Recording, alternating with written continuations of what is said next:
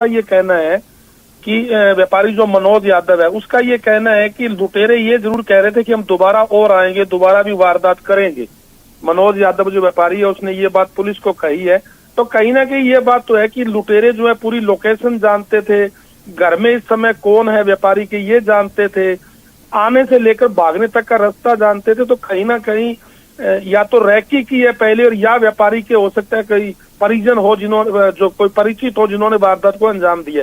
Police फिलहाल जो है व्यापारी से पूछताछ कर रही है, जो भी मोबाइल लोकेशन या सीसीटीवी कैमरे की फुटेज देखी जा रही है उसके आधार पर आगे की जो भी है जांच में पुलिस जुटी है। जी राजू, इस सीसीटीवी कैमरे की डीवीआर वो लेकर जा चुके हैं, लेकिन उस रास्ते पर क्या दूसरे सीसीटीवी कैमरे थे, क्या उनकी तलाश की गई?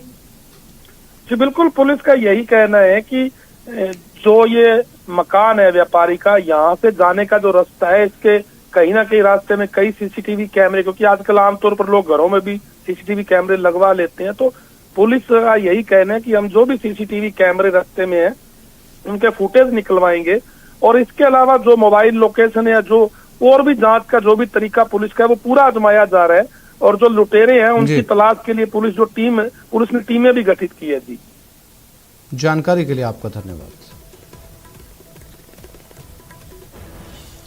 कांग्रेस सह प्रभारियों का बदला जिम्मा, पूर्व में आवंटित जिलों में बदलाव किया गया। दिल्ली में बैठक के बाद फेरबदल किया गया। काजी निजामुद्दीन को चूरू, बीकानेर, हनुमानगढ़ की जिम्मेदारी दी गई है। निजामुद्दीन को श्रीगंगानगर, सीकर, झुंझुनू, नागौर की भी जिम्मेदारी मिली है। निजामुद्दीन को भीलवाड़ा, कोटा, बूंदी, सवाई माधोपुर की भी जिम्मेदारी सौंपी गई। अमृता धवन को जयपुर, अलवर, दौसा, टोंक का जिम्मा सौंपा गया। धवन को अजमेर, धौलपुर, करौली, भरतपुर का भी जिम्मा सौंपा गया। वीरेंद्र सिंह राठौड़ को बारां, झालावाड़, राजसमंद, प्रतापगढ़ का जिम्मा दिया गया। राठौड़ को डूंगरपुर, जैसलमेर, बाड़मेर, बांसवाड़ा, राठौड़ को चित्तौड़गढ़, जोधपुर, जालोर, पाली, सिरोही का भी जिम्मा सौंपा गया है।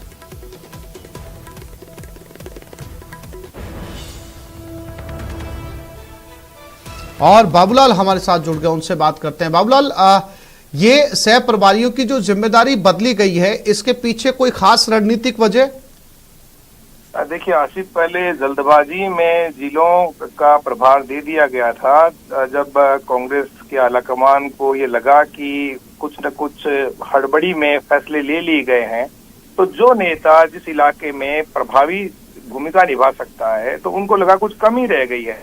जिन इलाकों से ये नेता जाने पहचाने हैं और कई नेताओं के साथ में इनकी सहानुभूति है, हमदर्दी है, तो ये झुकाव नहीं चाहते। इनको पार्टी के आलाकमान को फ्री और फेयर रिपोर्ट चाहिए, ग्राउंड की, धरातल की सच्चाई जाननी है। इसलिए कुछ न कुछ सोच करके और पार्टी ने फिर से जिलों का जिम्मा इनको दिया है, प्रभार बदल दिए हैं, रद्दोबदल किया गया जिम्मेदारियों में।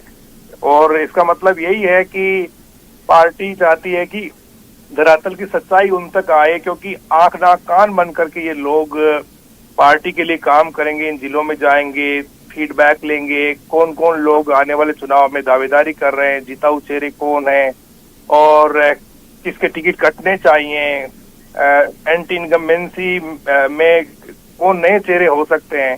तो उन तमाम चीजों का आकलन करने के लिए इनको लगा कि ये जिले जो है उनके लिए सुटेबल हो सकते हैं, तो फिर प्रभार बदला गया है।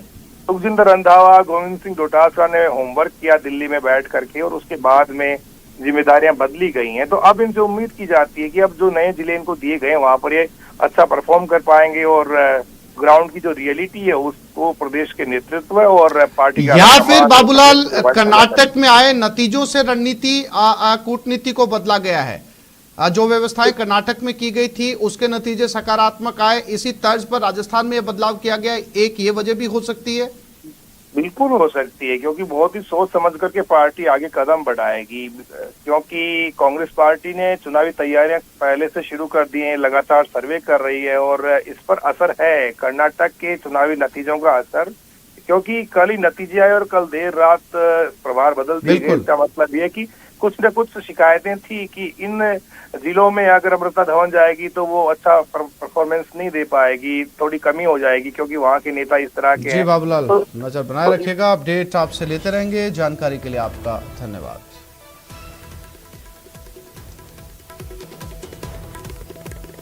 और गर्मियों में बिजली विभाग का सरकार को जोर का झटका, जनता को राहत देने के लिए सरकार लगा रही है महंगाई राहत कैंप। वहीं जेवी एनएल अधिकारी बढ़ा रहे जनता सरकार की मुश्किलें। जेवीवीएनएल ने काटे ग्रामीण पेयजल सप्लाई के पावर कनेक्शन, पेयजल के लिए अब नए कनेक्शन नहीं दे रहे।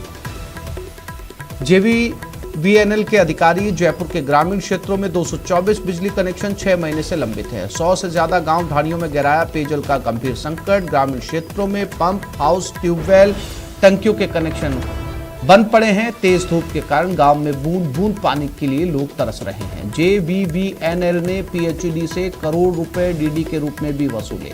डिमांड ड्राफ्ट जमा होने के महीनों बाद भी पावर कनेक्शन नहीं दिए।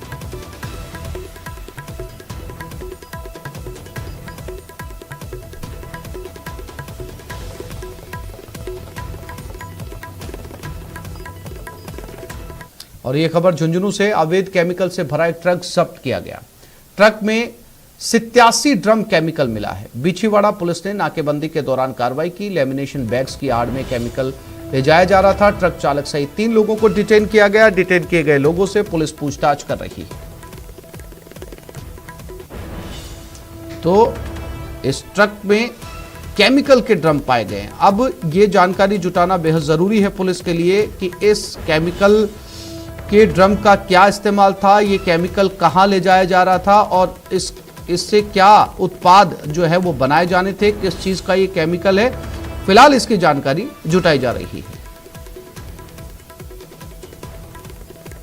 कोटा के बालिता रोड इलाके में रेडीमेड कपड़ों की शॉप में बदमाशों ने सरियों और लाठियों से तोड़फोड़ कर उत्पात मचाया और कर्मचारियों के साथ मारपीट की